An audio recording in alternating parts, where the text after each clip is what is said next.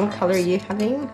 Light blue. Light blue, okay. Since I've been studying and the kids are getting a little bit older, they're using much more data. They really love watching 5-minute crafts on the internet and YouTube and all of those sorts of fun things like making slimes. That's enough, is it? I think so. For the Sheehan family in Sydney's western suburbs, the internet is a source of information and entertainment. It's working. Oh, that's brilliant slime. But getting access to high-speed broadband through the NBN is still a pipe dream for them.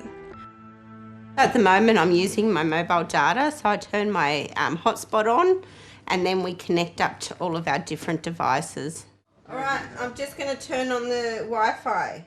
I don't really have much of a choice but to do prepaid. So during the lockdown, the kids used a lot of data. So during that time, they were doing their homeschooling on the internet, watching a lot of Netflix. I'm doing a diploma in community services at the moment. I often have to say, no, you can't use my mobile data because I need it to finish my studies. The cost of signing up to an NBN plan remains out of reach. I looked into the NBN, but while I'm not working, it's very expensive. And they're not the only ones being left behind. A government report on the cost of telecommunications has found that while NBN prices have fallen, low-income households still can't afford to sign up. 730 understands that's about 500,000 homes across the country. The report also found the way telcos bundle plans means those who can spend more get the best value for money, while low-income consumers who buy cheaper low-data plans are therefore paying a higher cost per unit of data. So what we find with people who are on prepaid is that they're paying what we call a poverty premium. So they're paying as they go, so they can afford it, but they're paying for a higher cost per data unit than somebody who can afford to pay for a lot more at one time. Consumer advocate Teresa Corbyn has heard reports of people sitting outside fast food outlets and council buildings at night just to get access to free Wi-Fi. Driving behind buses, we've even heard people doing. Recently we saw the long lines for Centrelink, and part of that reason was because people did not have a good broadband connection that they could actually connect and apply online. The issue is really with NBN pricing, not the retailers. The National Consumer Watchdog is in negotiations with NBN Co to offer some cheaper NBN plans. They've gone up because the way NBN has structured its plans, it's tried to get people onto higher speeds. You're forced to move onto the NBN, you shouldn't have to pay more to do so. We do work really closely with industry to make sure that the NBN is affordable. The Australian Communications Consumer Action Network believes it's in the government's interest to subsidise no-frills NBN plans. If people are offered a fixed broadband connection, then they're actually going to be able to access employment a lot easier, and they're also going to be able to access other services like telehealth and government services. The government and the NBN say they're working on the problem. Recently, NBN has introduced a new $35 wholesale price point.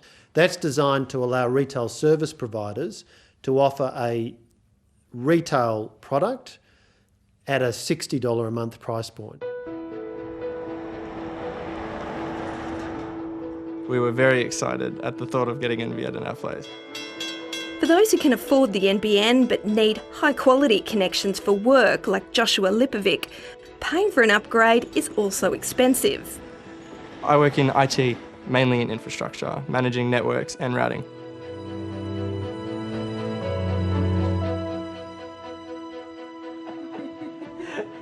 During COVID, when everyone was home, we had 6 people on the internet at once. Unfortunately, it was quite limited. Joshua rang NBN Co to ask about upgrading his household's NBN. The quote was $10,000 to upgrade our NBN from fibre to the curb to fibre to the premises. $10,000 for 125 metres of cable. We were shocked. In regional areas and outer metropolitan areas, this can be extremely expensive. Joshua Lipovic is not alone. 730 has learned of customers with fibre to the node who've been quoted between $3,000 and $33,000 for upgrades. If those people want to upgrade, unfortunately they have to pay extra. So that's not equitable. We're currently revising that program to look at ways that we can make it more readily available to more customers and bring those costs down. Just over half of those who can get the NBN have signed up, with another 18 months until everyone must be on board. Whether it's paying for basic internet or the best of the best, many Australians still question if they got what they paid for. As a taxpayer, I feel like we've been overpromised and under-delivered in a lot of areas. There is a significant focus on making sure that NBN is affordable across all segments of the Australian community.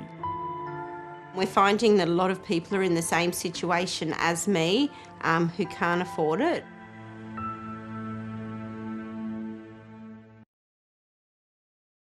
Hi, I'm Lee Sales. Thanks for watching this story. If you'd like to watch more of 730's stories, they are on the left of your screen.